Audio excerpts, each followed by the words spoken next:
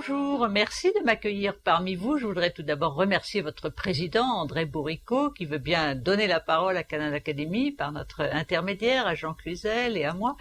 Je voudrais aussi vous demander de m'excuser de n'être pas parmi vous ce soir physiquement. C'est vrai que Toulouse est le centre de la France, mais de Paris, ça fait tout de même un peu loin.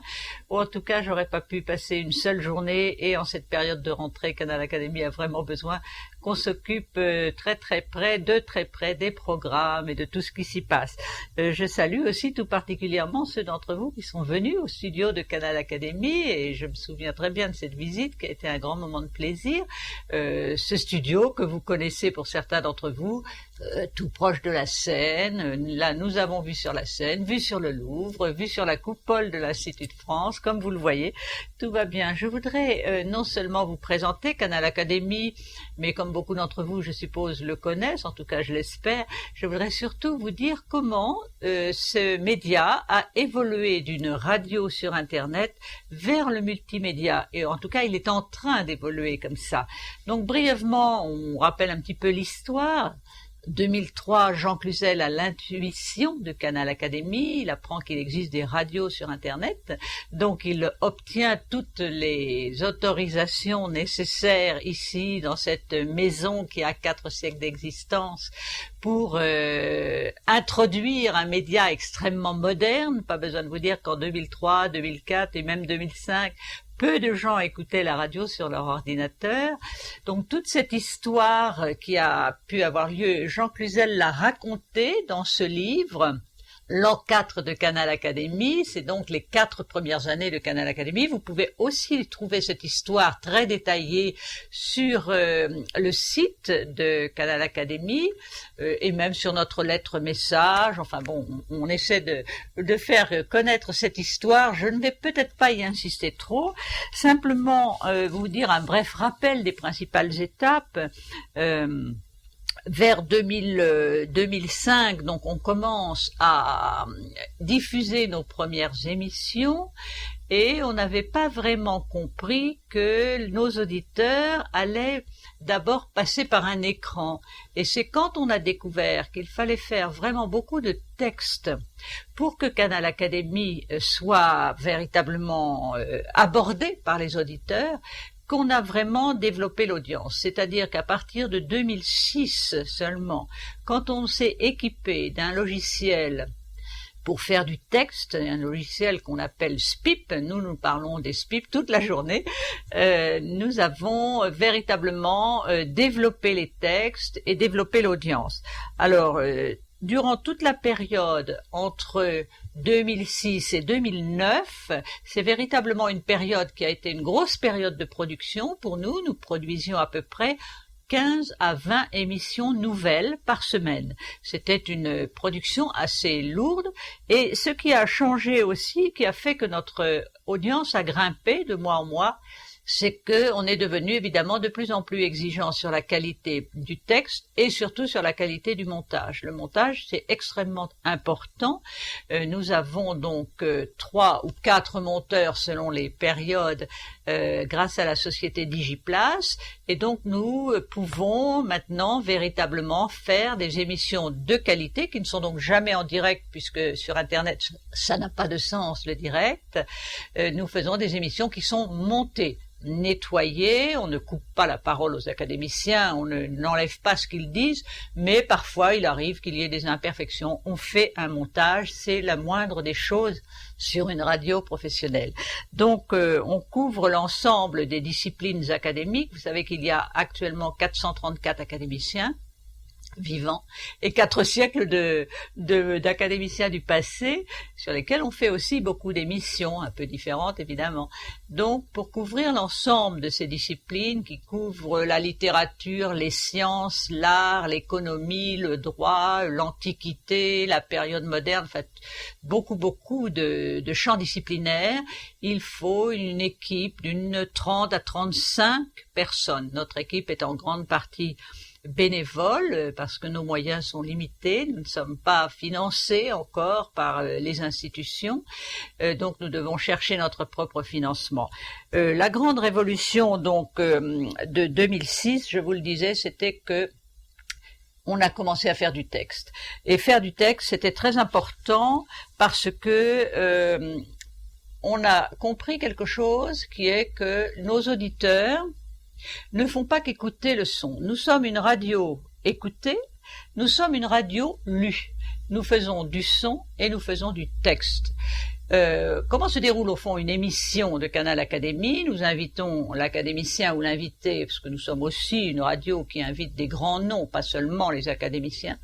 Nous les invitons dans notre studio, là où je me trouve aujourd'hui.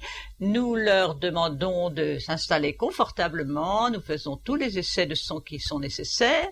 Et puis, ça c'est la partie son. Ça veut dire que le journaliste, évidemment, qui interviewe, a évidemment préparé son émission. Pas besoin de vous dire que quand les académiciens nous disent « Mais vous avez vraiment lu mon livre ?»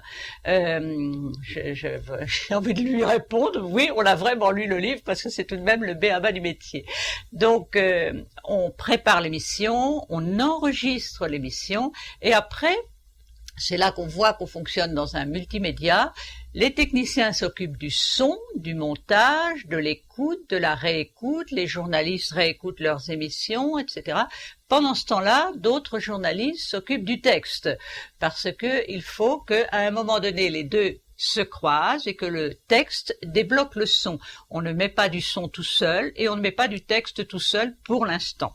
Mais voilà, donc nous avons aussi l'année dernière seulement, parce que c'est un gros travail, pris quelqu'un qui s'occupe entièrement de la réécoute des émissions, c'est-à-dire qui a une oreille extérieure pour dire là les propos sont parfaits ou là les propos pourraient être prêtés à confusion, voilà.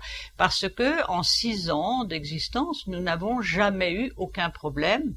Donc, continuons sur cette bonne lancée. Donc, une oreille écoute, et pendant ce temps-là, et cette année, je vais prendre aussi un œil qui regarde, c'est-à-dire une personne qui a l'habitude de la correction de presse et qui sait comment corriger les textes. Vous voyez, donc on a, en 6 ans, atteint véritablement, je crois, la qualité professionnelle qu'il faut atteindre dans ce métier. Alors, donc, je vous le disais, nous sommes une radio multimédia, c'est-à-dire une radio de son, mais une radio aussi de texte. Et pourquoi c'est important? Eh bien parce que nos auditeurs sont de 3 sortes. Nous avons des auditeurs qui écoutent les émissions, mais qui ne lisent pas, par exemple ceux qui téléchargent et qui écoutent dans les transports en commun ou dans leur voiture, etc. Ceux-là n'ont pas le texte écrit sur l'écran sous les yeux, donc ils écoutent simplement. Nous avons aussi des auditeurs qui font l'inverse, c'est-à-dire qui ne font que lire et qui n'écoutent pas les émissions. On le sait aussi. Donc, il faut du texte pour eux qui soit bien bâti, structuré, qu'on essaie de faire sans faute. Il y a toujours une ou deux qui traînent. Et puis, il leur faut aussi nous avons aussi des auditeurs qui font les deux. Alors ceux-là ne sont pas très nombreux, c'est ce qu'on appelle les auditeurs en direct, mais en vérité c'est jamais en direct puisque Canal Académie ce n'est jamais de la radio en direct, mais ce sont des auditeurs qui écoutent le programme au fur et à mesure qu'il se déroule, puisque nous mettons en ligne chaque semaine, chaque lundi, nous mettons en ligne une douzaine ou une quinzaine d'émissions nouvelles actuellement, et que les gens peuvent l'écouter au moment où ça passe, le programme est indiqué, les heures sont indiquées, alors nous avons des gens qui écoutent à telle heure et qui lisent en même temps. Donc vous avez 3 sortes d'auditeurs et il faut satisfaire ces 3 sortes-là, c'est pour ça que c'est extrêmement important que nous soyons performant sur la qualité du son, performant aussi sur l'intérêt du texte. Donc nous sommes au fond presque un magazine multimédia et cette dimension va s'accroître encore puisque nous allons maintenant proposer des articles de texte sur le site de Canal Académie, canalacadémie.com. Nous allons proposer des articles sans faire de son, c'est-à-dire que des académiciens qui ont prononcé des discours, des académiciens qui ont fait des articles dans d'autres revues, nous allons pouvoir offrir ce texte-là sans forcément faire du son. Donc nous serons devenus d'une radio sur Internet, un véritable magazine de presse en ligne. Et c'est un peu l'objectif pour l'année prochaine que je voulais partager avec vous. D'ailleurs, une bonne nouvelle que j'aime partager avec vous, c'est que nous avons obtenu un numéro de commission paritaire. Vous qui travaillez dans le monde de la presse et de l'audiovisuel, vous savez combien c'est important. Ce numéro de commission paritaire exige que nous fassions véritablement des textes, des articles journalistiques. Donc la commission, qui est une commission qui dépend du ministère de la Culture, a jugé que Canal Académie, même si elle n'était pas un magazine sur papier, est véritablement un magazine sur écran. Donc vous voyez, pour vous qui êtes passionnés de questions audiovisuelles, combien on ne peut pas dire, vous en êtes sûrement convaincus depuis très longtemps, que l'écran a tué l'écrit. Ce n'est pas vrai du tout. L'écran est en train de sauver l'écrit, car l'écran sans écrit, à mon avis, ça ne va pas très loin. On voit d'ailleurs beaucoup de sites actuellement qui mettent de la vidéo, par exemple, sur leur site. Si c'est pour mettre de la vidéo et 3 images et demie comme la communion de votre petit-neveu, ça n'a pas d'intérêt.